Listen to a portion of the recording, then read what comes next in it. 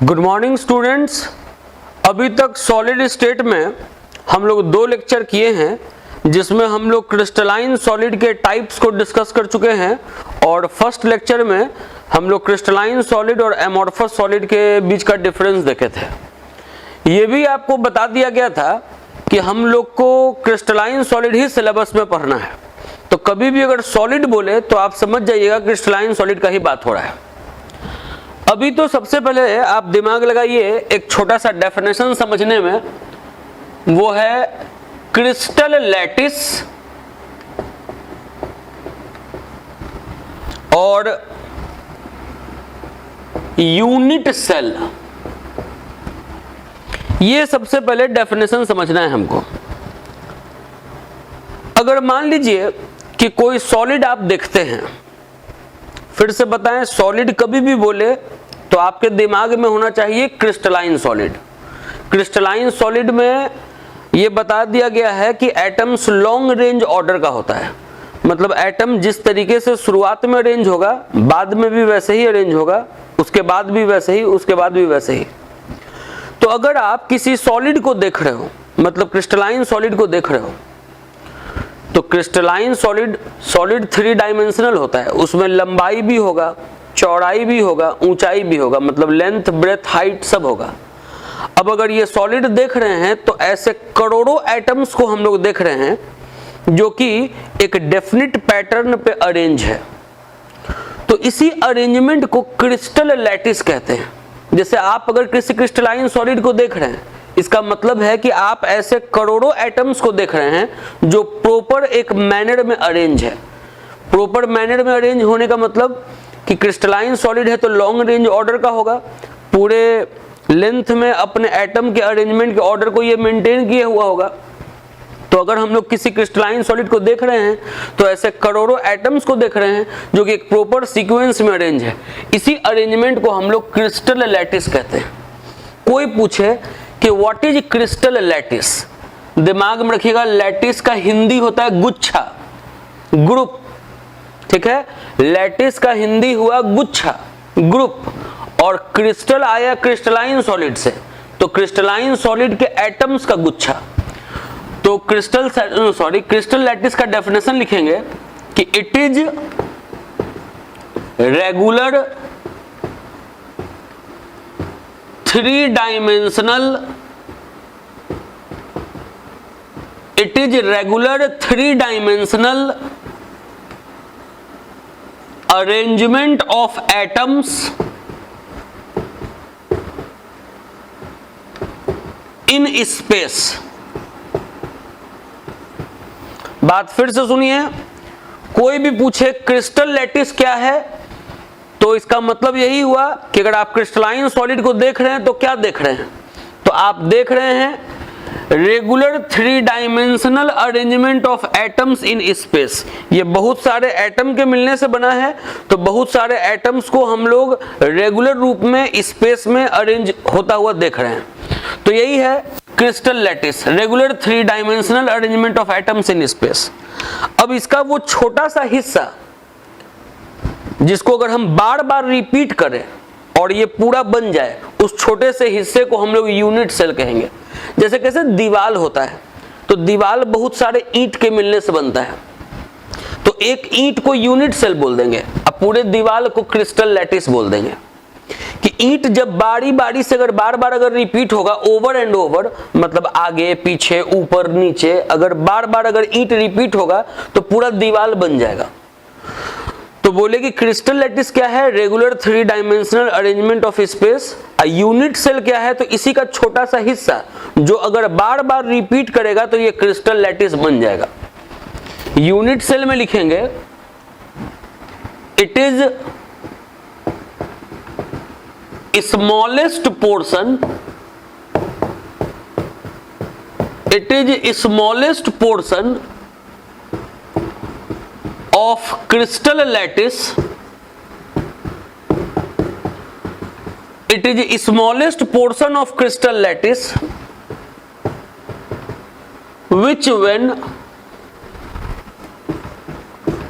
repeated over and over then generate entire crystal lattice.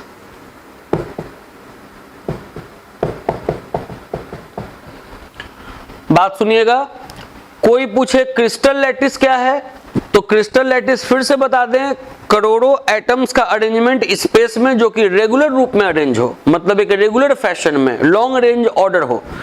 तो बोले कि करोड़ों एटम्स का अरेंजमेंट हो गया ये स्पेस में। यूनिट सेल क्या हो गया, तो इसी का छोटा सा हिस्सा जो जब ओवर एंड ओवर रिपीट हो और ये बन जाए तो उसको यूनिट सेल कहेंगे। ये दो छोटा छोटा डेफिनेशन है पहले तो। उसके बाद हम लोग को ये जानना है कि यूनिट सेल कितने टाइप्स का होता है। सबसे पहले तो आप ये दिमाग में रखें कि यूनिट सेल का ये तो डेफिनेशन हो गया। इसके बाद ये दिमाग में रखें कि it is smallest unit of any 3 dimensional solid. कोई भी अगर 3 डायमेंशनल सॉलिड अगर आपको दिख रहा है, मतलब सॉलिड तो 3 डायमेंशनल होता ही है, उसमें लंबाई भी होता है, चौड़ाई भी होता है और हाइट भी होता है। तो बोले कि कोई भी अगर सॉलिड है तो उसका जो छोटा यूनिट होगा जिसके मिलने से वो सॉलिड बनता है, उसी को हम लोग यूनिट सेल कहते हैं। It is generally represented by cube. इसको जनरली क्यूब बना के रिप्रेजेंट करते हैं हम लोग यूनिट सेल को। यह दुनिया का सबसे छोटा 3 डायमेंशनल बॉडी है।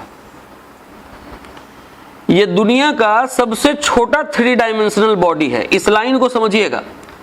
बोले कि कोई भी सॉलिड, जैसे ये सॉलिड अगर हम बोल रहे हैं कि यूनिट सेल के मिलने से बना है, बहुत सारा यूनिट सेल मिला है तो ये सॉलिड बना है, तो यूनिट सेल सबसे छोटा 3 डायमेंशनल बॉडी हुआ जो कि मिल मिलकर इस 3 डायमेंशनल बॉडी को बनाया। कभी भी बोले यूनिट सेल तो समझना है सबसे छोटा 3 डायमेंशनल बॉडी, जो जब बहुत सारा आपस में मिलेगा तो किसी भी सॉलिड को फॉर्म कर देगा। जैसे ये सॉलिड फॉर्म हुआ होगा तो बहुत सारे यूनिट सेल के मिलने से बना होगा।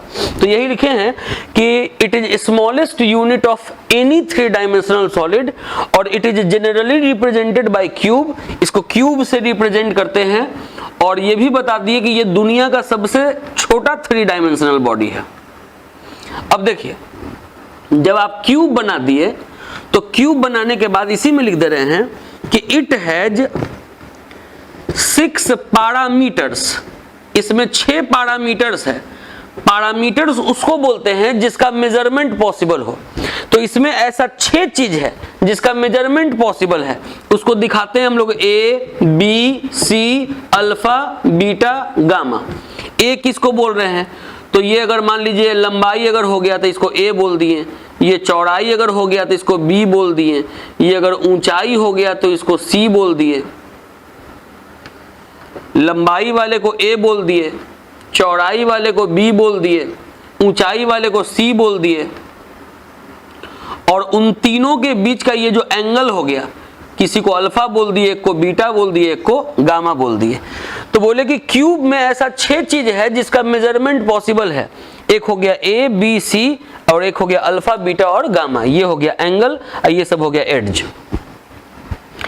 अब सुनिए, यहां आपको बताएं कि दुनिया का कोई भी सॉलिड है जो कि 3 डायमेंशनल है तो छोटे छोटे यूनिट सेल के मिलने से बना है।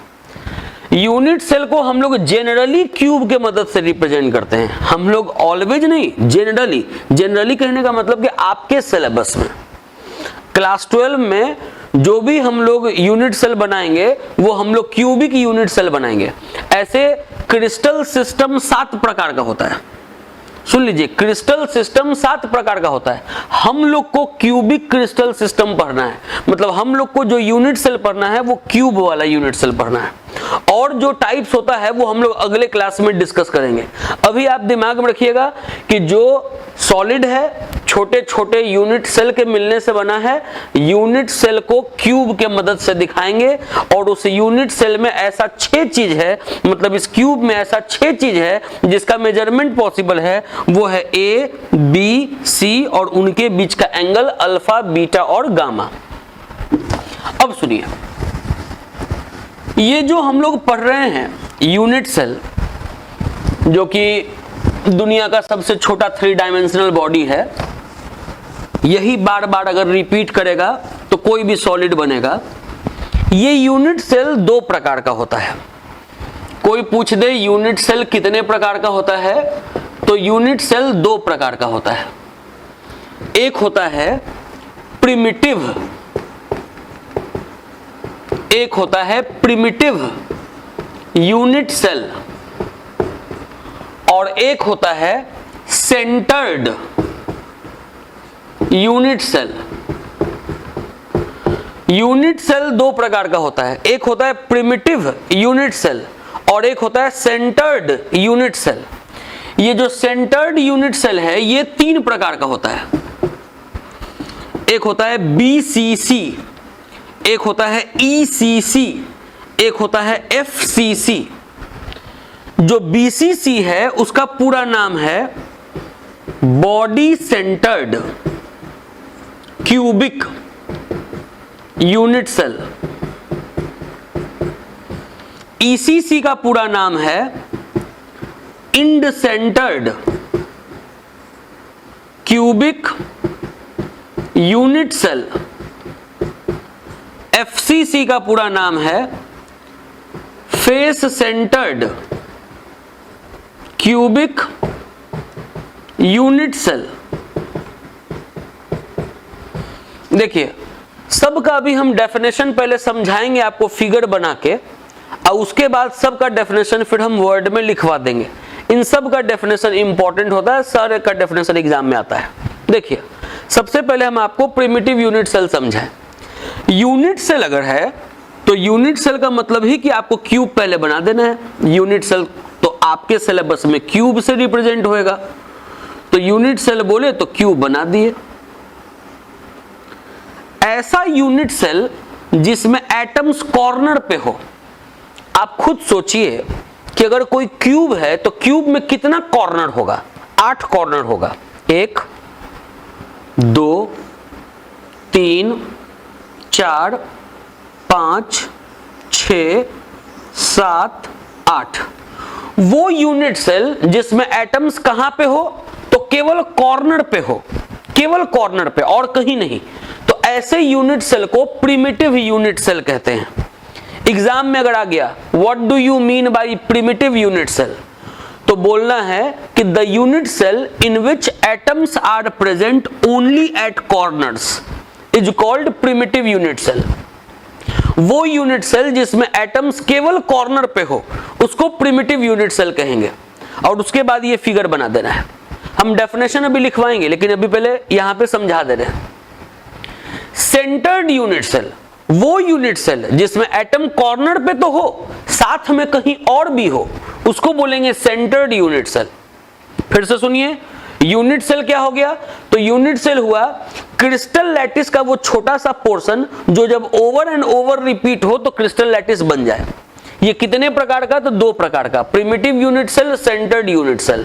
प्रिमिटिव यूनिट सेल हो गया वो यूनिट सेल जिसमें एटम्स केवल कॉर्नर पे हो। सेंटर्ड यूनिट सेल हो गया वो यूनिट सेल जिसमें एटम्स कॉर्नर पे तो हो, साथ में कहीं और भी हो। एटम्स कॉर्नर पे तो हो, साथ में कहीं और भी हो, तो वो हुआ सेंटर्ड यूनिट सेल। अब देखिए, ये सेंटर्ड यूनिट सेल 3 प्रकार का, BCC, ECC, FCC। अगर मान लीजिए यूनिट सेल है, यूनिट सेल कहने का मतलब कि क्यूब तो बनाना है। यूनिट सेल है जिसमें एटम्स कॉर्नर पे तो है, जो कॉर्नर है वहां एटम्स तो है, साथ में बॉडी के सेंटर में भी एटम है, तो उसको बोलेंगे body centred cubic unit cell. अब आप देख लीजिए कि ये सेंटर्ड यूनिट सेल का टाइप हुआ, तो सेंटर्ड यूनिट सेल वो यूनिट सेल होता है जिसमें एटम्स कॉर्नर पे तो हो ही, साथ में कहीं और भी हो। अब कहीं और भी हो में अगर मान लीजिए बॉडी के सेंटर में है तो उसको बोलेंगे BCC, body centred cubic unit cell. अगर मान लीजिए कि यूनिट सेल है, यूनिट सेल कहने का मतलब कि क्यूब तो बनाना है। अगर यूनिट सेल है उसमें एटम्स कॉर्नर पे तो है, एटम्स कॉर्नर पे तो है, साथ में दो अपोजिट फेस के सेंटर में है। जान जाइए कि अगर कोई क्यूब है तो किसी क्यूब में 6 फेस होगा, 6 फेस, एक फेस, दूसरा फेस, तीसरा फेस, चौथा फेस, पांचवा फेस, छठा फेस। तो कहता है कि एटम्स अगर कॉर्नर पे हो, साथ में किसी दो अपोजिट फेस के सेंटर में हो, अगर इस फेस में है तो इस फेस में हो, यहां है तो यहां हो, दो अपोजिट फेस के सेंटर में हो।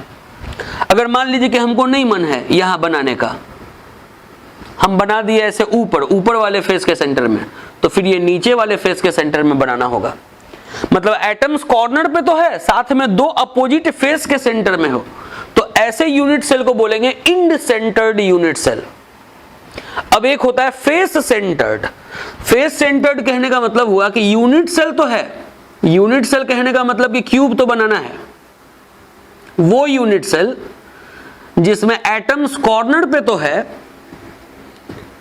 एटम्स कॉर्नर पे तो है, साथ में सारे फेस के सेंटर में है। जैसे ये फ्रंट फेस है तो फ्रंट फेस के सेंटर में है, ये बैक फेस है, बैक फेस के सेंटर में है, ये इस फेस के सेंटर में, इस फेस के सेंटर में, ऊपर फेस के सेंटर में, नीचे फेस के सेंटर में। तो ये हो गया face centred unit cell. 6 face है तो 6 फेस के सेंटर में, और सारे कॉर्नर्स पे अगर है एटम तो वो हो गया एफसीसी।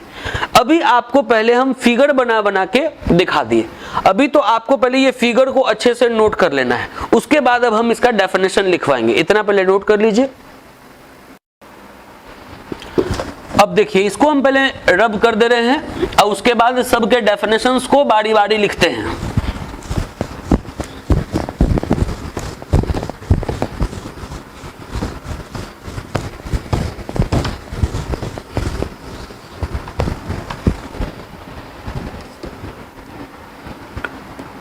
लिख रहे हैं primitive unit cell.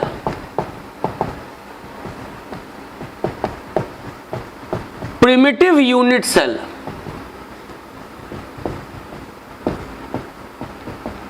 the unit cell in which atoms are present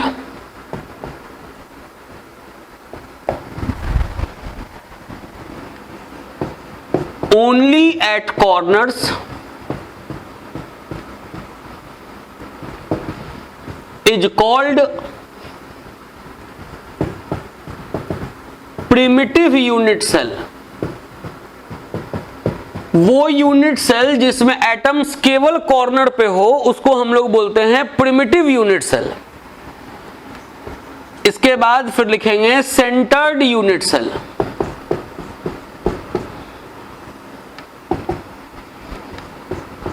लिखेंगे इसमें the unit cell in which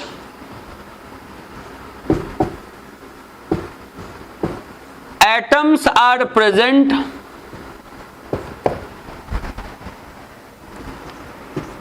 at corners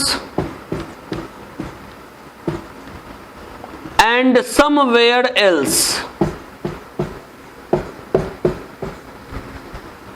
is called centered unit cell।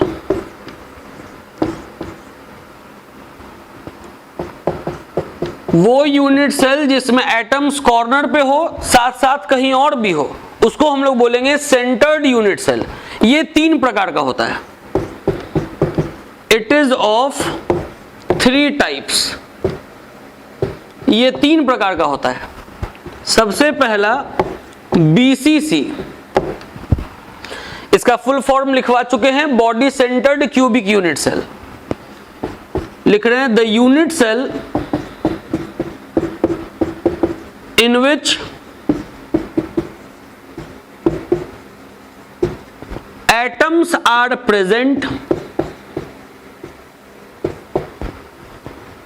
at corners and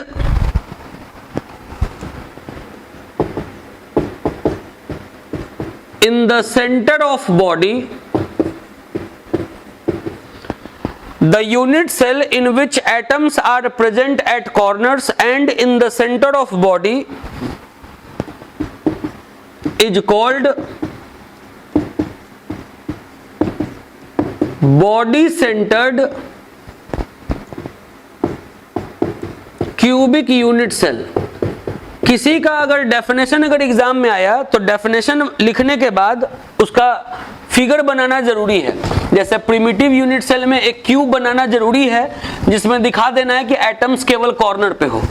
BCC में क्यूब बनाना जरूरी है, उसमें एटम्स को कॉर्नर पे तो दिखाना ही है, साथ में बॉडी के सेंटर में भी दिखा देना है। इसके बाद फिर सेकंड लिखना है बीसीसी के बाद ECC. The unit cell in which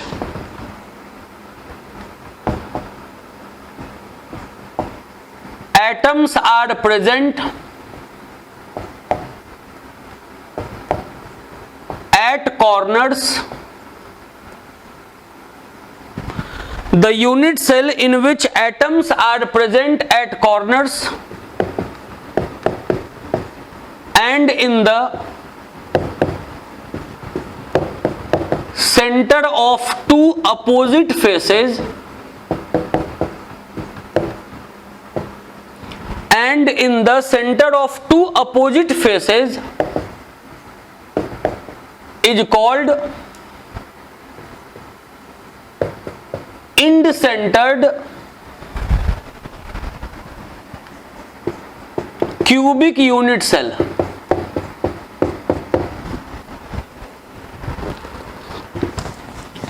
अब इसके बाद फिर लिखना है FCC.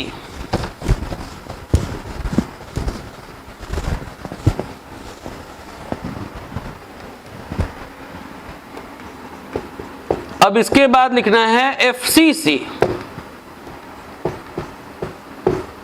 The unit cell in which atoms are present at corners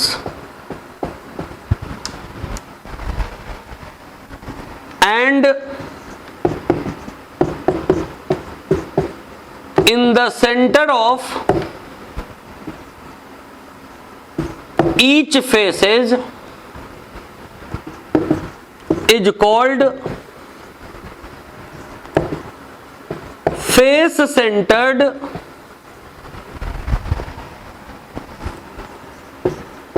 cubic unit cell.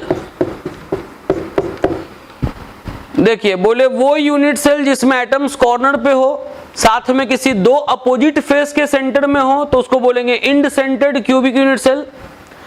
और अगर एटम्स कॉर्नर पे हो, साथ में जितना भी फेस है हर फेस के सेंटर में हो तो उसको बोलेंगे face centred cubic unit cell. ये तो हो गया यूनिट सेल का टाइप्स। बोले कि कोई भी अगर टाइप अगर डेफिनेशन आएगा तो आपको फिगर के साथ डेफिनेशन लिखना होगा। इसके बाद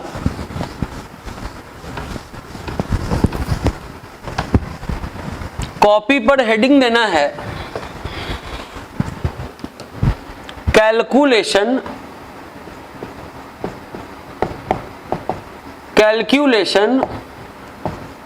of number of atoms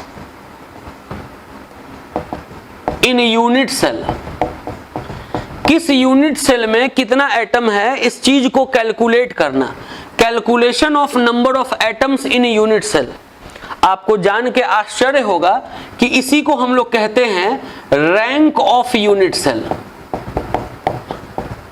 ऐसे पूछ देगा कि बताइए बीसीसी का रैंक कितना है, तो आपको लगेगा कि अरे रैंक क्या पूछ रहा है। तो बीसीसी का रैंक कितना है इसका मतलब आपसे ये पूछ रहा है कि बीसीसी में नंबर ऑफ एटम्स कितना है।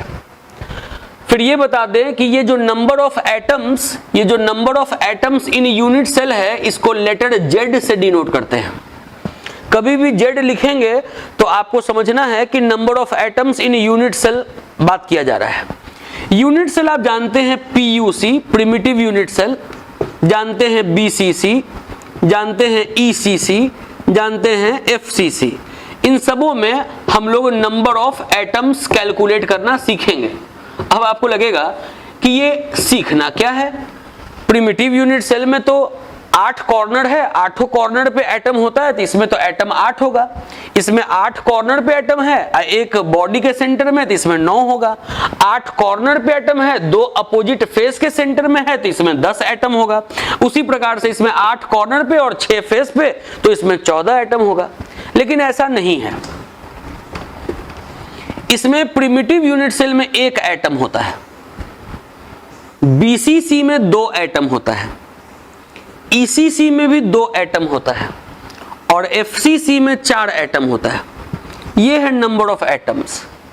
अब आपके माइंड में आएगा कि अरे प्रिमिटिव यूनिट सेल में 1 एटम कैसे आ गया, 8 कॉर्नर है तो 8 एटम होना चाहिए, तो 1 एटम कैसे है?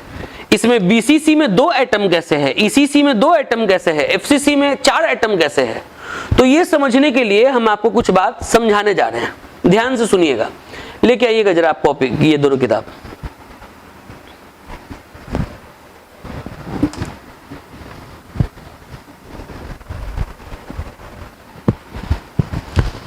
देखिए,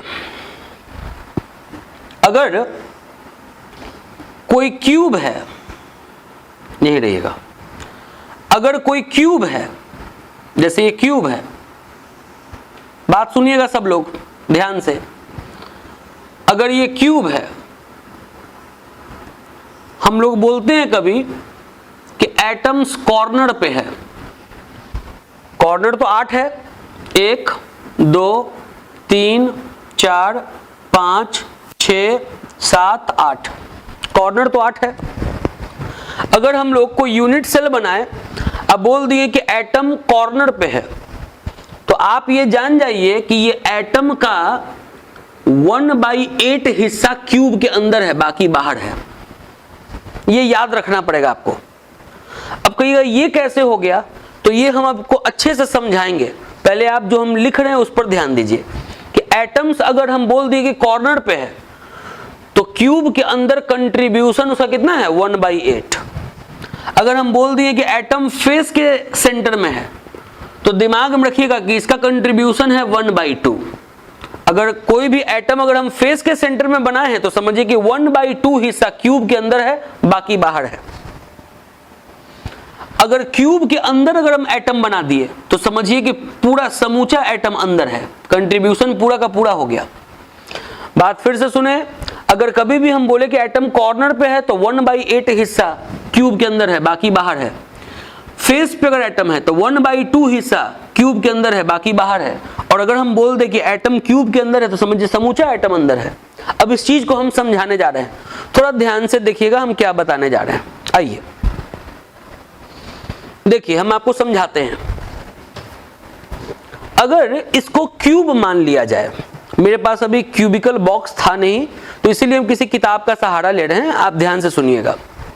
अगर इसको हम क्यूब मान लें, तो क्यूब में ये हो गया एक फेस, ये हो गया दूसरा फेस, ये हो गया तीसरा फेस, ये हो गया चौथा फेस, ये 4 फेस हो गया। ये हो गया ऊपर 5वां फेस, ये हो गया नीचे 6ठा फेस, ये 6 फेस है। इसमें 8 कॉर्नर है, 1 2 3 4 5 6 7 8। आप इस तरीके का किताब 6-7 रख लें अपने पास, और उसके बाद फिर ये वीडियो देखें। आप वीडियो को यहीं पे रोक दें, और उसके बाद पहले 6-7 किताब आप इस तरीके का मोटा मोटा RS अग्रवाल टाइप, आप 6-7 किताब पहले आप अपने पास इकट्ठा कर लें, और उसके बाद फिर ये जो हम काम कर रहे हैं उस काम को करें। देखिए, बात समझिए।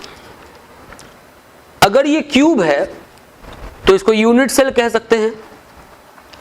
और यूनिट सेल अकेले तो होएगा नहीं, यूनिट सेल तो यूनिट होता है किसी भी सॉलिड का।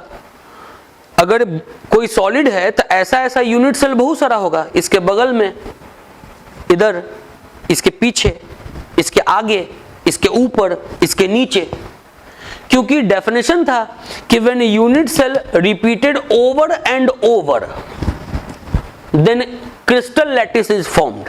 मतलब ये अगर बार बार रिपीट करेगा, आगे पीछे इधर, इधर, ऊपर, नीचे, तब क्रिस्टल लैटिस बनेगा।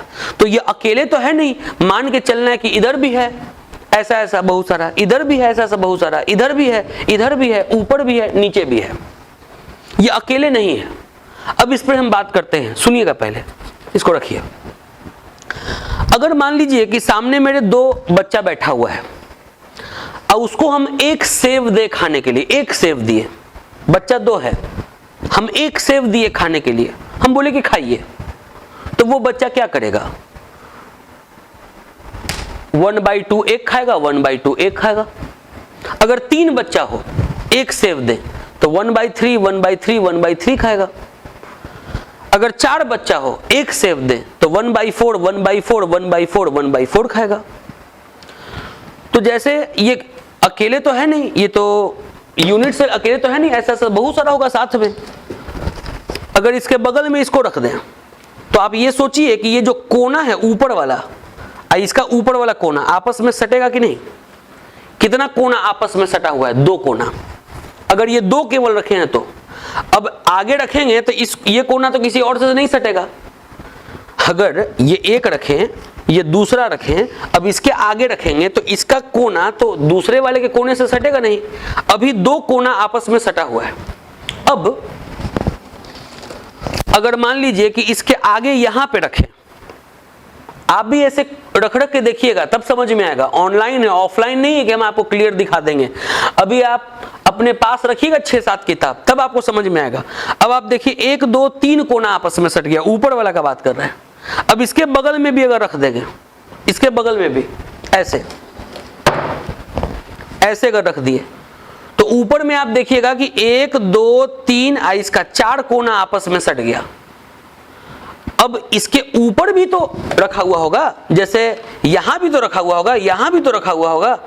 तो टोटल आप ऐसे रख के देखिएगा कि जब किसी कोना को आप रंग दीजिएगा, कलर कर दीजिएगा, तो अभी तो 4 कोना सटा हुआ है, लेकिन जब इसके ऊपर रख देंगे, इसके ऊपर रख देंगे, इसके ऊपर रख देंगे, इसके ऊपर रख देंगे, तो दिमाग में रखिएगा कि 8 कोना हमेशा कांटेक्ट में होता है। अगर ऐसा क्यूब अगर बहुत सारा एक साथ रखा हुआ हो तो 8 कोना हमेशा कांटेक्ट में होता है। अब 8 कोना कांटेक्ट में है, एक एटम को हमको रखना है कोना में, तो 8 में घुसेगा, तो एक में कितना घुसा? तो 1/8। इसीलिए लिखे हैं कि कॉर्नर पे एटम का कंट्रीब्यूशन होता है 1/8। अब अगर कॉर्नर का बात नहीं करें, फेस का बात करें, इस फेस का बात करें, ये देखिए जिसको हम रगड़ रहे हैं ऐसे आपस में, इस फेस का बात करें तो 2 फेस आपस में हमेशा सटा हुआ होता है, 2 फेस। अब अगर एक एटम अगर रख दिए, एक एटम और दोनों फेस सट गया, तो एक में कितना गया? 1/2 और एक में गया 1/2। इसीलिए फेस का कंट्रीब्यूशन है 1/2। अब अगर मान लीजिए कि कोई एटम है और ये क्यूब है, इस क्यूब के अंदर अगर हम इस एटम को रख दें तो दूसरा क्यूब में तो जाएगा ही नहीं ये एटम। तो क्यूब के अंदर अगर एटम है तो उसका समूचा कंट्रीब्यूशन होगा। तो अभी माइंड में आपको केवल ये रखना है कि कोई भी अगर क्यूब हो, क्यूब में अगर आप कॉर्नर पे एटम रखते हैं तो कंट्रीब्यूशन होता है 1/8, अगर फेस पे एटम रखते हैं तो कंट्रीब्यूशन होता है 1/2, और अगर बॉडी के अंदर अगर एटम रखते हैं तो पूरा समूचा कंट्रीब्यूशन होता है। तो ये बात पहले भी हम आपको बताएं। अब हम आपको ये समझाएंगे कि आखिर ये नंबर ऑफ एटम्स ऐसे कैसे आ गया। पहले इतना नोट कर लीजिए।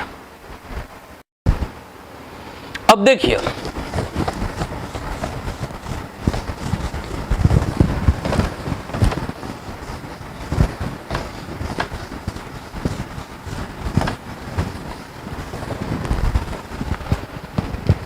क्वेश्चन अगर पूछ दे कैलकुलेट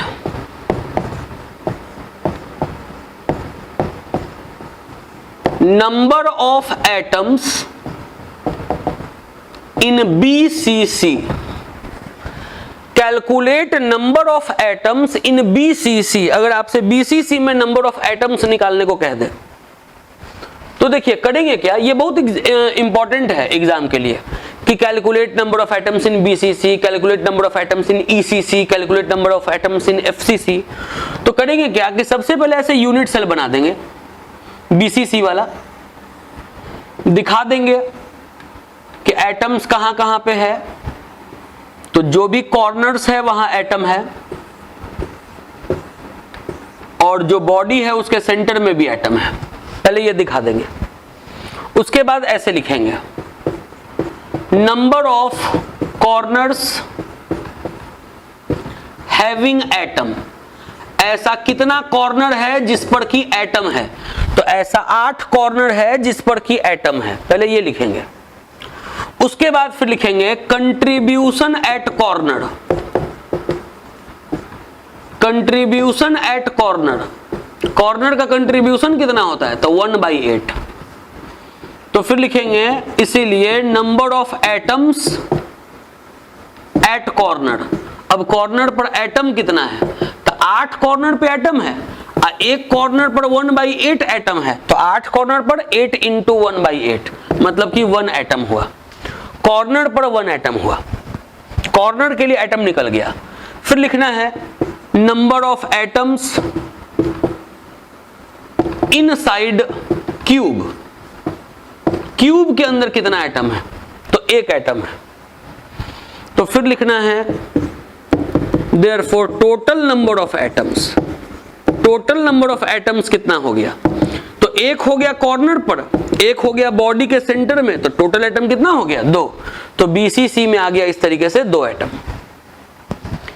अब अगर मान लीजिए कि क्वेश्चन दे देता कि calculate number of atoms in ECC, ECC में नंबर ऑफ एटम्स निकालिए, तो पहले ECC का फिगर बना देते हैं, मतलब कॉर्नर्स पे एटम बनाते और किसी 2 अपोजिट फेस के सेंटर पे एटम बना देते हैं।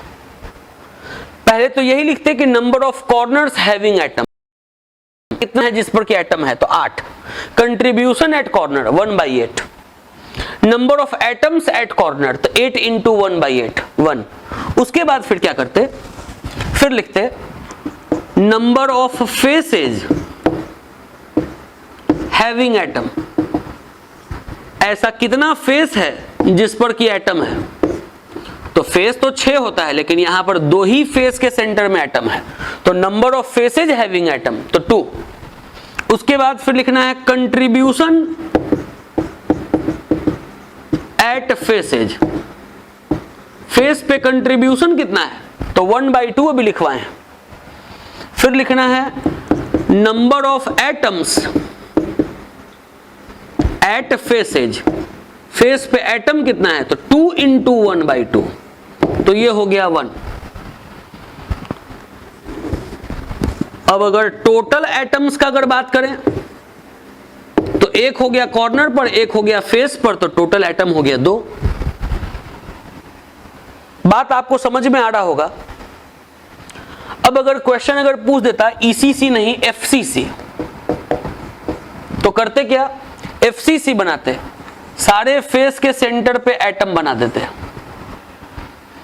यहां तो 8 कॉर्नर पे एटम है, कंट्रीब्यूशन 1/8 है, एटम्स कॉर्नर पे हो गया 1। ऐसा कितना फेस है जिस पर की एटम है, तो ऐसा 6 फेस है जिस पर की एटम है, कंट्रीब्यूशन 1/2। अब एटम्स फेस पे तो 6 × 1/2, तो ये हो जाता 3। अब यहां 1 + 3 करते तो यहां हो जाता 4। इस तरीके से सवाल बनाना है। अब अगर मान लीजिए कि क्वेश्चन कह देता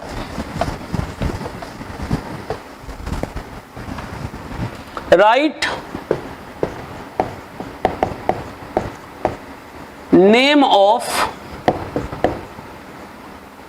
2 unit cell, write name of 2 unit cells which have same atoms, जिसमें एटम्स इक्वल होता है। तो एक हो गया BCC और एक हो गया ECC, इन दोनों में सेम एटम्स है, इन दोनों में 2-2 एटम है। तो हम लोग आज यूनिट सेल पढ़े, यूनिट सेल के टाइप्स को पढ़े और किस यूनिट सेल में कितना एटम्स है हम लोग ये पढ़े। अब जो अगला क्लास होगा उसमें हम लोग पढ़ेंगे close packing in unit cell, मतलब क्लोज पैकिंग इन सॉलिड्स। अगला क्लास जब भी आप करिएगा, मतलब जब भी वीडियो आप देखिएगा, तो आप अपने पास कॉइन रखिएगा, 1 का सिक्का या 2 का सिक्का, और व्हाइट पेज रखिएगा 2 3। दिमाग में रखिए कि ये सब जो टॉपिक है मतलब इसको वीडियो में समझाना बड़ा आसान नहीं है। क्लोज पैकिंग इन सॉलिड तो एकदम नहीं। आप देखिएगा हम कैसे प्लेट के मदद से कैसे गोल गोल यहाँ बनाएंगे। तो पहले आपको हम फिर से बता दें, अगला क्लास जब भी सॉलिड स्टेट का आप देखिएगा तो अपने साथ व्हाइट पेपर रखिएगा और कॉइन्स रखिएगा, एक दो कॉइन रखिएगा और व्हाइट पेपर रखिएगा A4 साइज वाला 2 3, क्योंकि उसमें आपको धीरे धीरे आपको काम करना होगा। आप चाहिएगा एकदम स्पीड में जल्दी जल्दी कैसे भी बना दें तो एकदम आप नहीं समझ पाइएगा। तो आज के लिए इतना ही काफी है, अगले क्लास में फिर आगे हम लोग मिलते हैं, ठीक है ना, फॉर द डे।